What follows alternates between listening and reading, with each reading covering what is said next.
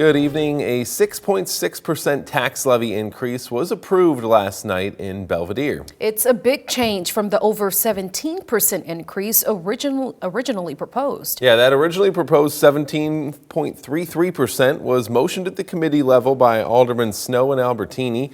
However, Mayor Clint Morris was opposed to the idea because of the over 13% increase in property taxes that Belvidere's seen over the past decade. After a public hearing and further discussion between the aldermen, the levy was changed to a 6.6% increase. And that decision was changed largely in part because of Belvidere residents. Yeah, 13 WREX's Destin Howard spent the day in the city of Murrells speaking to Mayor Morris and the people who let it be known that 17% was just too much of an increase for them. Here in the Belvidere City Council chambers is where individuals came to voice their concerns about the proposed property tax increase. Mayor Morris credits those individuals with changing the minds of his fellow council members. I spoke to a few of them who agree that that type of civic engagement is needed to ensure the community's best interest. People that spoke last night were scared because they were on fixed incomes, and 17% is awful. Concerned and engaged citizens making their message clear to City Council.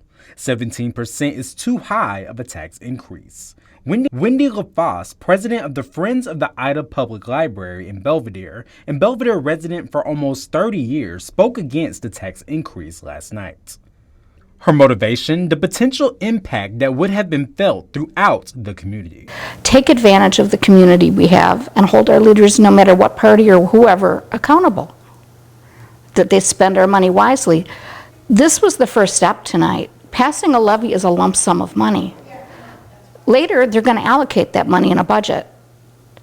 Be as thoughtful with the council when they decide how they're going to spend their money. After hearing about the 17% increase, Robert Camp, a 50-year Belvidere resident, took the podium last night, expressing that it is difficult for him and his family to cover everyday expenses, hoping that in the future, City Council better includes the community in these decisions.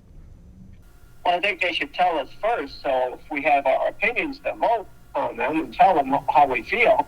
And if they're going to vote for something that high and a lot of us feel that we can't afford it, well, we need to voice our opinions. Mayor Morris agrees with all of these community members' concerns, hoping that the residents will continue to make their presence known within city government proceedings. If nobody would have showed up, that would have been, to me, taxation without representation. That amendment passed in a 7-3 vote during the City Council meeting. Reporting in Belvidere, I'm Destin Howard for 13 WREX. All right, Destin, thank you. And as the city of Belvidere gets closer to arranging its new budget, we'll of course continue to update you with the very latest information.